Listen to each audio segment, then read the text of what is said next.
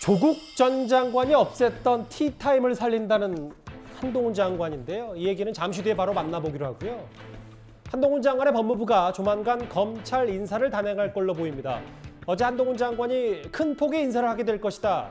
일단 대규모 검찰 인사를 예고한 만큼요. 그 인사폭은 적지 않을 것 같습니다. 화면부터 보겠습니다. 장관이 바뀌었고 지금 총장도 바뀌어야 될 상황이고 지금 공석이 많이 나지 않습니까? 당연히 큰 폭의 인사를 과거의 전례를 보시면 총장이라는 자리가 인사청문회까지 해서 출범하고 그렇게 자리를 잡기까지 실제로 굉장히 많은 시간이 걸리거든요. 그런데 지금 산적한 현안이 굉장히 많이 있습니다. 그러니까 그때까지 기다려가지고 이런 식의 좀 불안정한 상황을 유지하는 것 자체가 저는 국민적으로 이익이 될 게 없다고 생각합니다. 제가 말씀드린 것처럼 좀 거칠지만 범죄를 잡아내고 범죄를 수사해서 국민을 보호하는 게 국민입니다. 그걸 잘하는 사람이 잘하는 위에 가야 하고 그리고 그런 실력과 함께 공정에 대한 의지가 있는 사람이 그런 걸맞는 지위에 가야 한다고 생각합니다. 임박했습니다. 검찰 인사가. 사실 뭐 검찰에 대해서 더 인사에 주목할 수밖에 없는 이유는 뭐 한동훈 장관에 대한 관심뿐만 아니라 사실 검수완박이 임박했기 때문에 앞으로 얼마만큼 전 정권 관련 수사, 권력 수사를 좀 검찰이 속도를 낼 수 있을까? 그리고 누가 어디 요직에 배치될지도 좀 관심이 있습니다. 원래 정상적으로 하면 검찰총장이 이제 법무부 장관과 협의를 해서 사실 인사를 하는 게 정상이죠. 얼마 전에 이제 검찰 수뇌부에 대한 이제 인사가 있었고 이번 같은 경우는 이제 검사장 승진과 이제 부장 검사들, 일선 검사들에 대한 인사가 이제 진행할 것 같은데요. 예. 아마 제가 알기로는 한동훈 장관이 이렇게 어떤 면에서 보면 본인이 검찰총장을 임명하기 전에 이렇게 인사를 서두른 이유가 결국 이제 검수완박 때문에 그렇습니다. 검수완박이 법안이 9월부터 시행이 되지 않습니까? 그러면 검찰이 지금 수사할 수 있는 게 지금 현재 6개에서 2개로 줄어듭니다. 자, 그러면 나머지 사건, 지금 현재 수사하고 있는 사건에 대해서 빨리 마무리를 지어야 돼요. 예. 자, 그러니까 시간이 없죠. 왜냐하면 검찰총장을 지금 추천하고 임명하려고 그러면 국회 청문회를 거쳐야 됩니다. 근데 지금 국회가 구성도 안 돼 있잖아요. 그러면 사실은 지금 장관들도 임명 못하고 있거든요. 그러면 검찰총장을 추천위원회에서 하고 그다음에 추천하고 그것도 인사청문회 하고 하려면 거의 한 7월, 8월까지 갈걸요. 이제 그렇게 되면 그 검찰이 일을 못하니까 한동훈 지금 장관 입장에서 보면 일단 급한 불부터 좀 끄겠다. 왜냐하면 지금 한 예로 서울중앙지검 공공수사부장이 그만뒀습니다. 예. 사표를 냈는데 문제는 공공수사부가 뭐하면 옛날 공안부가 이게 선거법 위반 수사하는 거거든요. 그 선거법도 이제 앞으로 수사를 못하게 됩니다. 그러면 선거법은 공소시효가 6개월이에요. 6개월 되면 그 이상 되면 이제 수사를 못하게 됩니다. 그러면 이걸 그냥 그 검찰총장 올 때까지 놔둘 수는 없잖아요. 이제 그렇다 보니 지난 대선도 그렇고 지금 지방선거도 그렇고 지금 뭐 잇따라서 지금 다 고소고발되고 있는데 예. 이거를 빨리 수사를 하려면 빨리 진용을 바꿔줘야 된다. 막 그런 측면에서 검찰총장의 어떤 인사보다는 일선 검사들을 빨리 어떤 면에서 보면 배치를 해서 좀 일을 하도록 수사를 하도록 먼저 만드는 것이 우선이다라고 판단하는 게 아닌가 저는 그렇게 해석하고 있습니다. 수사부서는 수사부서대로 좀 강화를 하고 네. 또 하나 그러니까 검사들에게 이른바 유배주로 불리는 법무연수원 연구위원회 정원도 좀 늘리면서 앞으로 뭐 이른바 반윤 검사들 또 좌천성 인사하는 거 아니냐 여러 전망들이 벌써부터 나오고 있는데요. 그리고 이번 정부에서 좌천된 바, 전 정권에서 좌천된 바 있었던 특수통 검사들이 대거 주요 보직으로 복귀할 거라는 관측도 많습니다. 그 화면 저희가 관련해서 준비했습니다.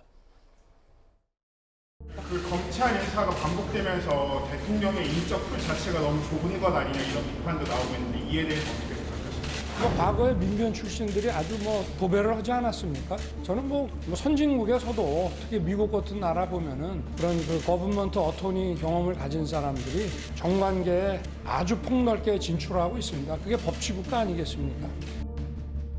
검찰 인사가 있었는데 납득하고 수긍할 인사라고 평가하고 있습니까? 능력과 공정에 대한 소신을 기준으로 인사했다고 생각합니다. 정치 검찰이 출세한다. 이런 시중의 통념이 있다고 생각합니다. 지난 3년이 가장 심했다고 생각하고요. 그런 과오를 범하지 않기 위해서 제가 최선을 다할 생각입니다.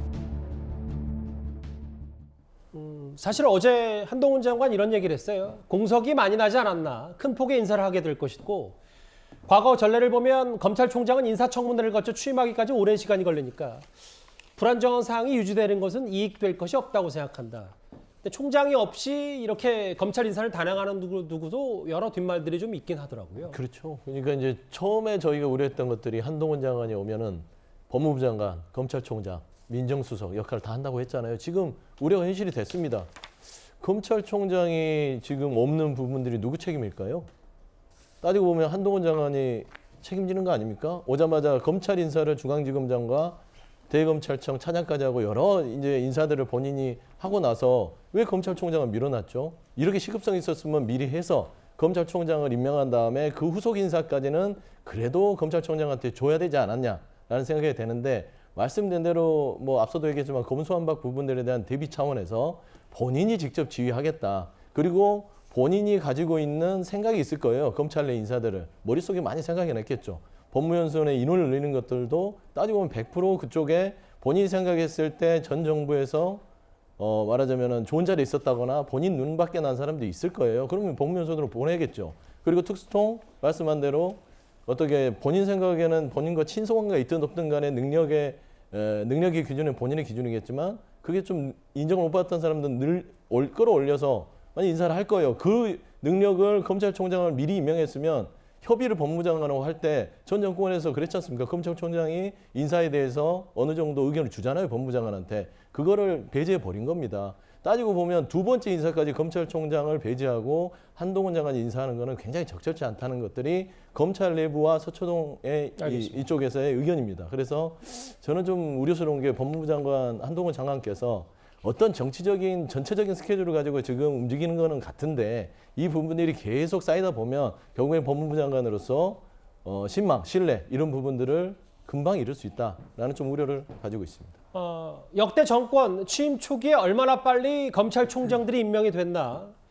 뭐 속결로 임명이 됐던 이명박, 박근혜 당시 정부 때는 이랬는데 문재인 전 대통령 때도 취임 약 2달이 걸렸고 지금도 거의 한 달 넘게 지금 현 정부 검찰총장이 공석인데 최병무 의원님, 네. 한동훈 장관의 얘기는 뭐 속전속결 혹은 그 일의 능률을 높이기 위해서 사실 과거 때는 당시 윤석열 검찰총장과 박범계 전 장관, 추미애 전 장관이 인사가 갖고 엄청난 갈등을 빚었었잖아요. 그렇죠. 뭐 이런 것도 반면 교사의 일원일 수 있는 겁니까? 아니 근데 지금 이현종 의원님 말씀하셨듯이 바로 기본적으로는 검수완박이에요. 예. 사실은 역대 그 정권 출범 직후에는 검수완박과 같은 이런 시급성이 없었잖아요. 근데 지금은 이제 9월 10일 사실은 검수완박 법안이 시행이 되니까 그 전에 그 여러 가지를 빨리빨리 마무리를 해야 돼요. 지금 진행 중인 수사들이 굉장히 많잖아요. 예. 마무리를 하려면 지금 얼마 안 남았어요. 그런데 그걸 가지고 친문재인 정권 검사라고 이른바 언론에서 분류되는 그 검사들이 지휘해가지고는 수사가 진척이 안 돼요. 왜냐하면 그 검사들이 지금까지 덮고 있었던 거 아니겠습니까? 그렇다면 이 인선을 새롭게 짜가지고 해야 되는데 그걸 새 검찰총장 하려면 검찰총장 추천위원회 구성해야죠. 그다음에 후보군 여러 사람 검증해야죠. 그리고 나서 국회가 그 하반기 국회 구성이 끝났다고 할지라도 거기에 청문회 거치고 이런 거 저런 거 하면은 굉장히 많은 시간이 걸리는데 지금 검수완박해서 시간은 계속 굴러가지. 국회 하반기 원구성도 제대로 안 돼 있지. 이런 상황이기 때문에 일단 급한 불은 지난번 그 검찰 수뇌부 일부 인사로 이제 해결을 했고 지금은 다시 이제 국회 하반기 그 원구성이 안 되니까 마냥 기다릴 수가 없으니까 지금 시급하다. 빨리빨리 하자라는 차원에서 지금 그 검찰총장 없이 이렇게 하는 거고요. 잘 아시지만 검찰총장의 의견을 반영해서 대통령한테 검사 인사를 제청을 합니다. 그러나 그거를 검찰총장 의견을 반드시 따라야 되는 건 아니에요. 그렇기 때문에 당시에도 추윤 갈등이 그래서 시작이 됐었죠. 아니 그거는 아예 패싱을 해버렸잖아요. 그런 데서 문제가 됐으니까 그거랑 상황이 많이 다르다 이렇게 얘기할 수 있겠습니다. 한동훈 장관 얘기가 나왔으니까요. 과거 조국 추미애 두 전직 법무부 장관 색깔 지우기에 나선 것도 같습니다. 이번엔 좀 무엇을 바꿨을지 저희가 영상으로 한번 만나보겠습니다.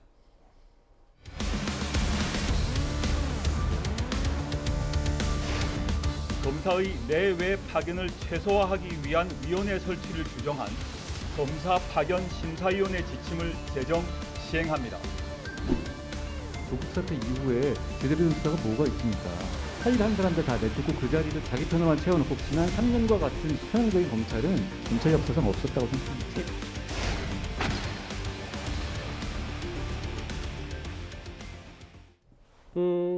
수사를 지휘하는 차장 검사들이 현안을 두고 언론 접촉을 금지시키는 형사사건 공보 금지 규정. 그러니까 이른바 기자들과 티타임을 하면서 말할 수 있는 정도의 수준, 언론 보도 성격의 검사들과의 이제 소통 창구였는데 이걸 한동훈 장관이 다시 부활시키겠다 이런 얘기가 나왔습니다. 그러니까 참 기자들 입장에서 보면 정말 가뭄에 단비를 맞은 기분입니다. 솔직히 이야기해서.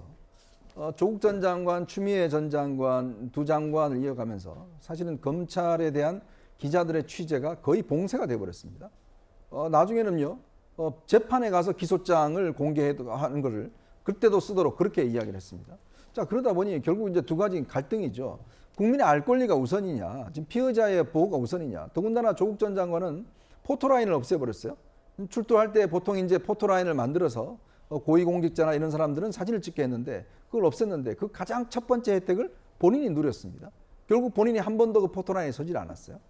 자 이러다 보니 결국 이제 기자들 입장에서 보면 취재를 어떻게 해야 되느냐. 이거 뭐 검사들하고 통화도 못 합니다. 왜냐하면 통화 기록 나중에 다 되면 나오니까 정말 너무나 어려웠어요. 그러니까 취재를 하려면 사실은 검사들 상대로 해서 취재도 못 하는 것이고 예전에는 이제 중간 브리핑이라든지 이런 걸 통해서 각 검사장의 이제 차장 검사들이 일정 정도 사건에 대한 흐름들을 좀 이야기를 해주고 그래서 이제 그런 흐름을 잡아갔거든요. 사실 그리고 조국 전 장관이 본인 사건 공보금지 규정의 수혜자 때문에 더 비판을 많이 그렇죠. 받았었잖아요. 왜냐하면 자기 사건이 딱 되면서 그냥 딱 막아버리니까 기자들 입장에서는 이걸 취재할 방법이 없고 그럼 국민들은 결국은 진실을 못 알고 나중에 그럼 대법원 판결 난 뒤에 그럼 알라 이런 이야기입니까?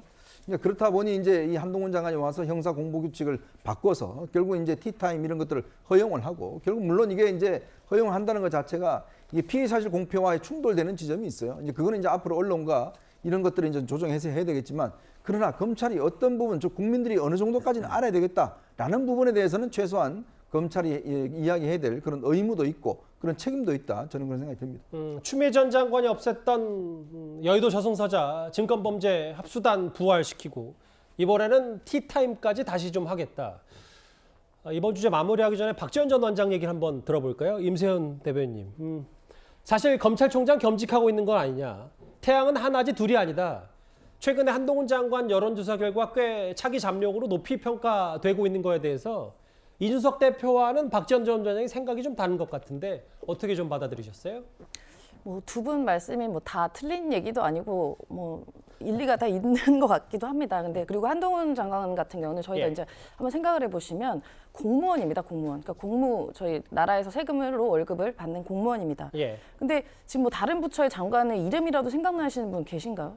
다른 부처의 장관들? 저는 한동훈 장관이 모든 장관을 대표하시는 분 같아요. 그리고 지금은 공무원이 아니라 그냥 정치인 같습니다. 그리고 본인도 자가 발전을 하시는 것 같기도 하고 그리고 언론에서 한동훈 장관을 또 많이 띄워주는 것도 없지 않죠. 그래서 예를 들면 한동훈 장관의 뭐 패션, 말, 뭐 안경테까지 얘기도 나오면서 한동훈 현상으로 뭐 만들어면서까지 일부 언론이겠죠? 네, 일부 언론에서는 그렇게 해서 관심을 또 더 증폭시키는 경우도 있고 본인도 지금 이렇게 지금 화면에 나오신 것처럼 출근할 때마다 이렇게 발언을 하나씩 하시면서 이렇게 좀 정치적인 무게감 좀 키우는 면도 없지 않아 있습니다. 그래서 이거는 뭐 민주당이 지난번 인사청문회 때 뭐 조금 준비가 조금 미흡했던 부분에 있으면서 좀 체급이 키워준 경우도 있지만 한동훈 장관 스스로도 또 그리고 일부 언론의 힘을 통해서 지금 본인의 자기 정치를 하고 계신다라고 생각하고 있습니다. 조국 전 장관이 없앴던 이른바 언론인과의 소통 창구, 티타임을 한동훈 장관이 다시 살리겠다. 이렇게 얘기를 하고 있습니다. 이번 주제 마무리하기 전에요. 앞서 저희가 기분 좋은 소식, 누리호 발사 성공했다는 소식 전해드렸었는데 윤 대통령도 조금 전에 메시지를 하나 했습니다. 바로 한번 들어보겠습니다. 30년간의 지난한 도전의 산물이었습니다. 이제 우리 대한민국 국민 그리고 우리 청년들의 꿈과 희망이 이제 우주로 뻗어나갈 것입니다. 그동안 애써주신 우리 항공우주연구원의 연구진 여러분, 우리 과학기술정통부 직원 여러분 정말 고생 많이 하셨습니다. 정부도 제가 공약에서 말씀드린 바와 같이 항공우주청을 설치해서 이 항공우주 산업을 체계적으로 지원하겠습니다. 고맙습니다. 정말 수고 많으셨습니다. 네. 예, 용산 대통령실에서도 박수가 흘러나왔습니다. 그동안의 노고를 치하했고 앞으로 항공우주 산업의 발전을 본인도 많이 힘쓰겠다. 윤 대통령의 조금 전 메시지까지 현장 목소리 들어봤습니다.